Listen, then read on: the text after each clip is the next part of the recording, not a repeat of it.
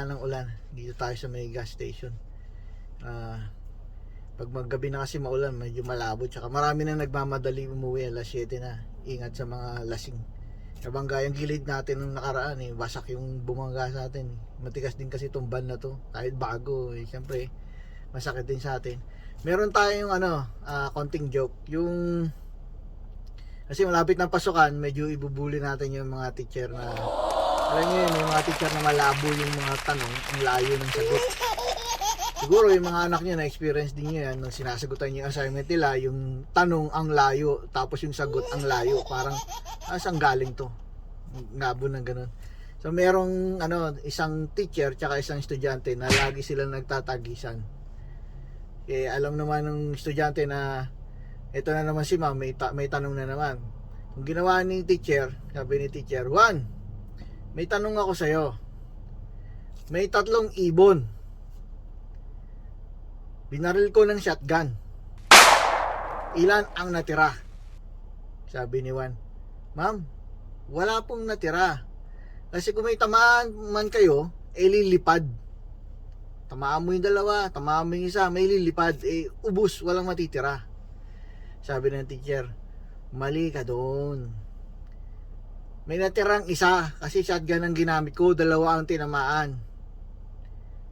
Sabi nung estudyante, paano nangyari yun?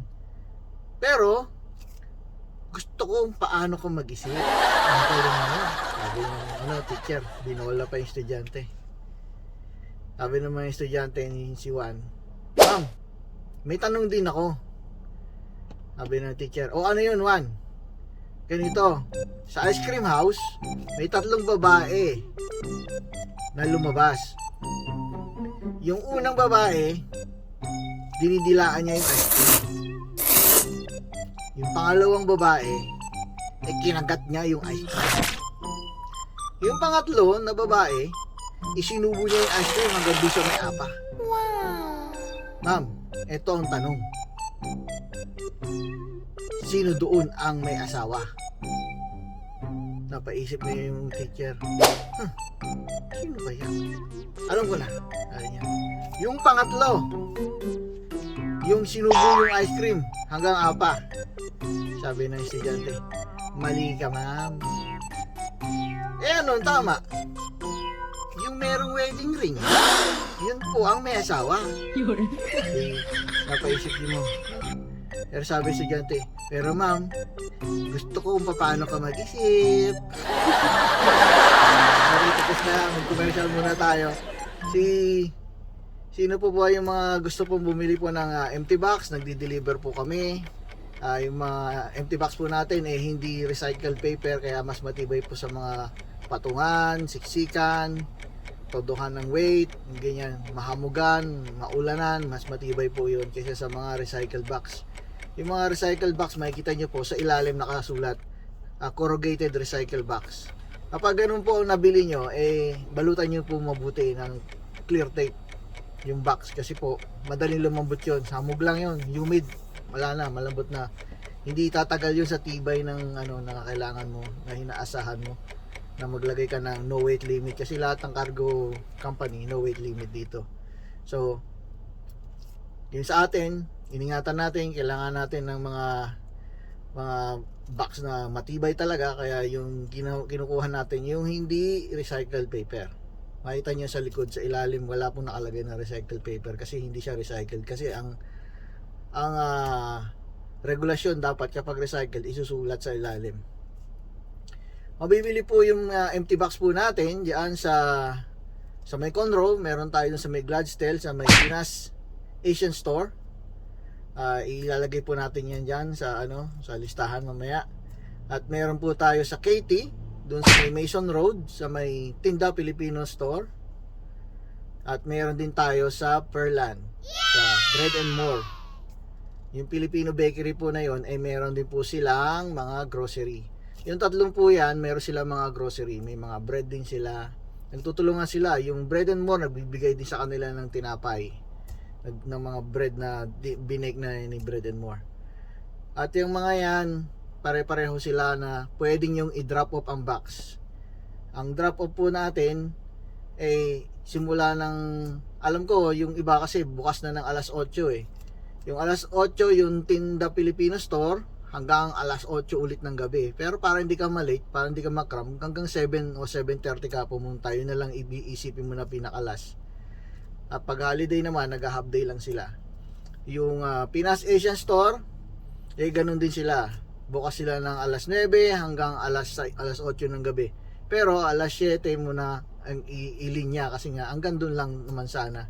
Para hindi ka nakakrami kasi bababa mo pa sa box. Baka mamaya dumating ka doon alas 8, bababa mo sa sasakyan yung box. Sarado na sila. Hindi ka nila ma-entertain. Mas maaga ka lang dumating. Sa ano naman, kapag Sunday, ang Pinas Asian Store ay half day lang. Kaya agahan nyo lang po ang pagpunta doon Sunday. Yung Tinda Pilipino Store, 7 days a week sila. Pag holiday lang sila nag-half day.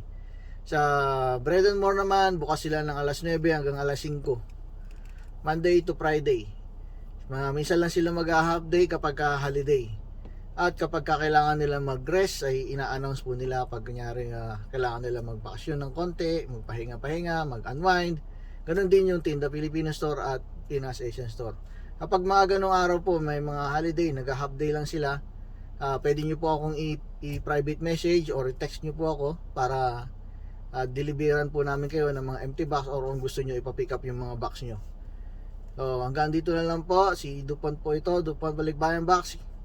Kapag kailangan nyo po ng mga inquiry, pwede po kayo tumawag, mag-text sa Facebook, pwede kayo mag-message, pwede rin kayo tumawag sa Messenger. Ang cellphone ko po ay 510-331-5545. Ayan, 510-331-5545. Tapos ilalagay na rin po natin yung mga listahan ng ating mga drop-off station. Yung mga agent po natin, ready po sila. Sabihan nyo lang po sila, magpa-appointment lang po kayo. Everyday po ang pick up dito sa Houston. So i-align lang po natin ang ating appointment para ma-pick up. Hindi po pwede yung, kuya, pick upin mo na to ngayon. Meron po tayong schedule ngayon. So kung maitatry natin isingit, gagawin natin yung paraan na maisingit. At kung hindi naman, ilalagay ka na lang sa last na pick up.